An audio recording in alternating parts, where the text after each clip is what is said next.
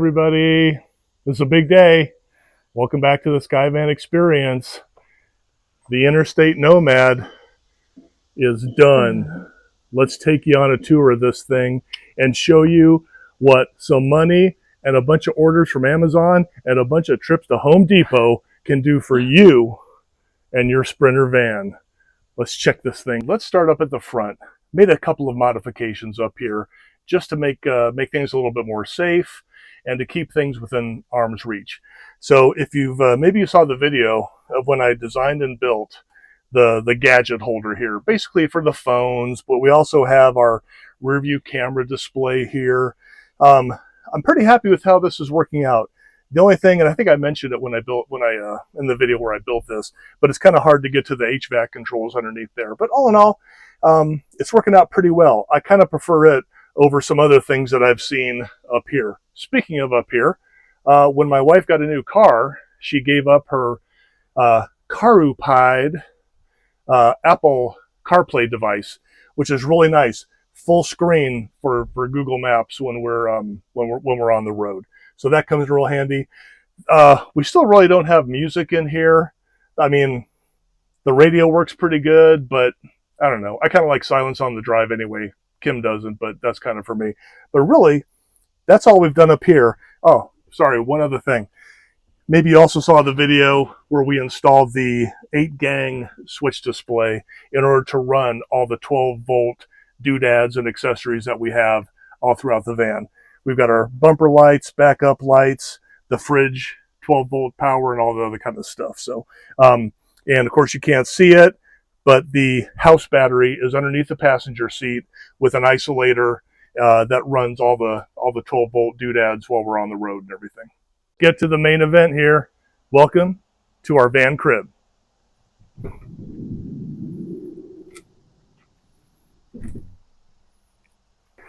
The first thing you notice is this, and you're probably wondering yourself, why'd they put a big old cabinet there? Oh, no. It's not a cabinet. It hides the second most important feature of this van, the composting toilet. Real easy to get in. I've got a little telescopic rod that fits over there to keep it open. Then when you want to use it, open up the door. Plenty of room to sit down and comfortably go to the bathroom. It's awesome. Obviously, here's the toilet, and we're calling this our little closet where we can put the toilet paper, cleaning supplies, our little step stool. We'll show you what that's for in a minute. All the plumbing, not plumbing, the air hose for the toilet. And then back here, we also have the 12-volt for the toilet and a 120-volt. We'll be giving a review of the toilet pretty soon. Another great thing about having this cabinet here is that when we're getting dressed, it turns into a bench to put on our shoes and to sit and get out of the way while the other person is getting dressed. So, real happy with how this turned out. One of the unique things that we decided to put into the van would be an electronic fireplace, not only for heat, but for the old ambiance if it's a little chilly night out. So here's our fireplace. It's really hot right now. We're still in August, but we really like this. Like how it turned out. Provides a little shelf here, and it just is a kind of a unique feature that I hadn't seen in other builds before. So quite happy with that. Quite happy with that. One thing you may have noticed that our build does not have, that a lot of other builds do, is a bunch of solid cabinetry, not only on the floor, but also, you know, on the ceiling and against the wall, for a very simple reason. You see right here, I am 6'3", and although it doesn't feel tight in here, but we wanted it to feel spacious. Kim and I are both bigger people. We wanted to be able to move around here, not be bumping into each other and things like that. So we just decided to go really with what we call like soft furniture. So that's why we got this cool little thing from Amazon, just to hold like incidentals, keys, phones, all the remotes that we have to control stuff in the van here, and any other stuff we might come up with. Also, we got this super cool dresser from Amazon for like $50 or something like that. Real happy with this. It's affixed to the wall. Got this little Velcro straps to make sure the drawers don't come open. So we're real happy with that. And again, we don't really want to put things up against here. Mainly, the toilets here will be sitting. I don't want to have to feel like I might bump my head against anything. As we move on ahead, we might decide to get something up there. But for right now, I think this is going to work out pretty well for us. Also, if you've seen the videos before, this is marine grade vinyl that we went with on 5mm flexible plywood, insulated underneath, of course, with Havenlock wool. So that is kind of why we went with those. You'll also notice that in here, there is no kitchen. And I think I've explained this before as well, but even in our big travel trailer that we have, I never cook inside. We always cook outside. Even if it's a little colder out, we just bundle up, fire up the Blackstone, and we're good to go. So we didn't want to take up space in here with a kitchen. Space being one issue. The other issue is being that we wanted to keep this build as light as possible. So we don't have onboard water. We don't, we don't have the need for a gray tank or a black tank. Again, the toilet is compost.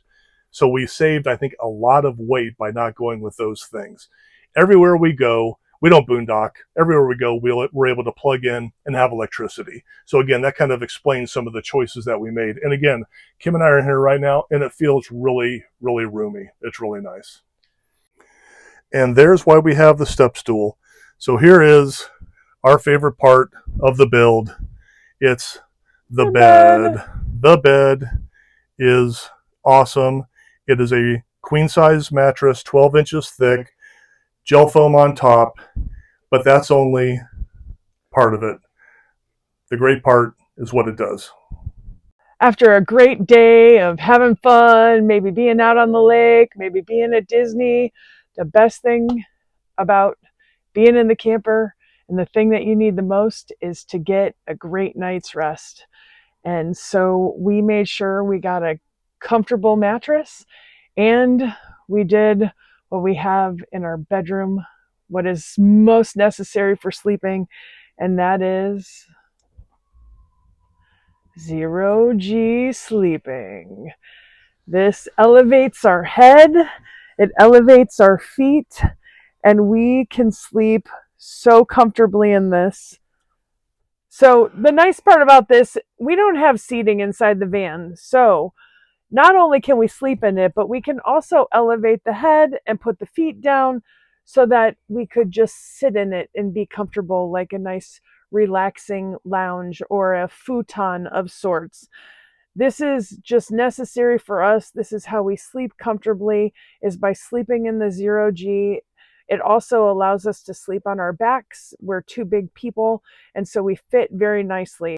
So when you need to exit the bed in the middle of the night, the feet are down so that you can exit and go ahead and get on the step stool without too many problems. So what we went with, and I pointed this out in this video also, is this is a zero clearance base for the mattress, meaning it doesn't have to have legs on it.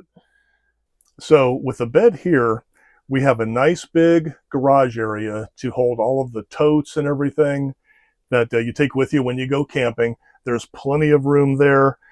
Plenty of room underneath there for the totes, for the Blackstone. Chairs don't quite fit underneath there. Even with this support for the bed, there's still plenty of room for all the stuff that we carry with us when we go on vacation. So plenty of room to carry our stuff when we go on vacation. Obviously, here's the backside of the bed. And I am so happy with how our freezer situation turned out. These are both set power fridge freezers. I can't remember how big they are, maybe 45, 50 quart, something like that. But to get to your stuff, these are rough country sliders. Simply pull it out, undo it, boom, get to your stuff, latch it, slide it back in, very safe and secure. The set powers also run either off of 120 or 12 volt. And there's 12 and 120 volt outlets on both sides so that you can run both fridges. And back in there on the wheel well, not sure how well you can see it, that's the fuse box that holds the 30 amp and then the amps that run all of the 120 accessories back there as well. Up on the doors, now normally, if you know anything about sprinters, this is where a window would normally be. We don't want windows in the back, so I insulated behind here, put these panels in place, same thing over here, and just put a little bag up here to hold the first aid kit. We have our cords for the fridges down there, and just like any other kind of incidental type stuff. Up in the bedroom area, we've got our little pouches to hold phones, to hold iPads, cords, kind of whatever. And then, of course, you can see the cedar ceiling with the puck lights up there as well. So there are a few other little things we still have to do. I'm still trying to figure out an awning. You'll see a video on that in the future. If you look at real deal awnings, they're anywhere from $1,000 to $1,500 to $2,000. I'm not going to spend that. So I've been racking my brain over the past couple of weeks to try to figure out an awning. Little detail things too, like getting a trim piece for the carpet. Oh, speaking of the carpet, I wanted to talk about that. This is what's called a van rug, and we have been real happy with that. It's a really thick, it's basically plastic, but it is a carpet, and it just feels really, really good underfoot. The only bad thing about it, it's a really tight weave, so you got to vacuum it a lot when you do get stuff on there. But other than that, that's been working absolutely fantastic. Anyway, one big project left to do, of course, is to get a window right here. Those are expensive. That's going to have to wait a while. That's okay. Other than that, the van is totally usable now. It is done. It's functional. It's comfortable. It's a lot quieter than when it was just an empty shell cargo van, and we are really, really happy with how it turned out. If you've been following this channel for a while, you know that one of my main things is serviceability. That's why every single panel, every single thing in here, I can take out. Nothing is glued, nothing is nailed. I could have this van back down to a shell in about 3 days if I needed to.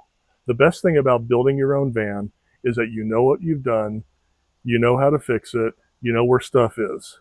So that is a really good feeling. If something goes sideways, I know how to get to it and I know how to fix it. And it's just it feels good to have something that's your own, that you built on your own.